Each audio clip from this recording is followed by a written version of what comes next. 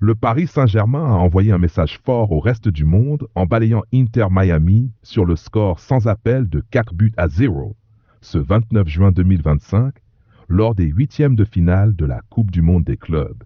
Dans un match très attendu où de nombreuses caméras étaient braquées sur la superstar Lionel Messi, les Parisiens ont totalement dominé la rencontre du début à la fin. Et il n'aura fallu que 6 petites minutes pour que le PSG ouvre la marque.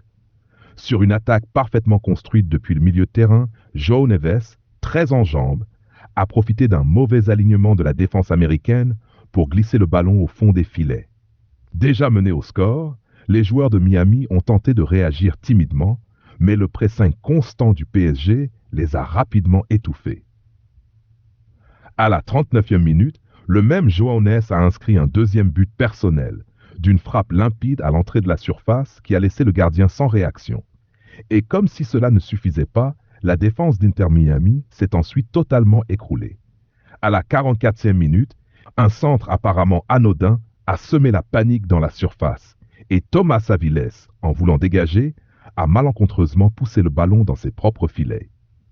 3-0, juste avant la pause. Mais le calvaire de l'équipe américaine ne s'arrêtait pas là. Dans les ultimes secondes de la première mi-temps, Achraf Hakimi, monté en soutien, a décoché un missile du pied droit pour marquer un quatrième but juste avant le coup de sifflet. Le PSG rentrait au vestiaire avec un score écrasant de 4 buts à 0. En deuxième mi-temps, les Parisiens ont géré leur avance avec maîtrise. Ils ont fait circuler le ballon, calmer le rythme et empêcher toute tentative de révolte adverse.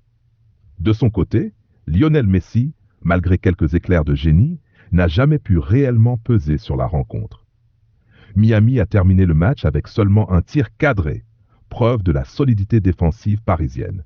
Cette victoire sans bavure permet au PSG de valider son billet pour les quarts de finale de la compétition, où il croisera la route du vainqueur du choc entre Flamengo et le Bayern Munich. Avec un collectif bien huilé, des jeunes joueurs en pleine forme comme João Neves et des cadres expérimentés comme Hakimi, le club parisien affiche clairement ses ambitions. Ramener pour la première fois la Coupe du monde des clubs à Paris.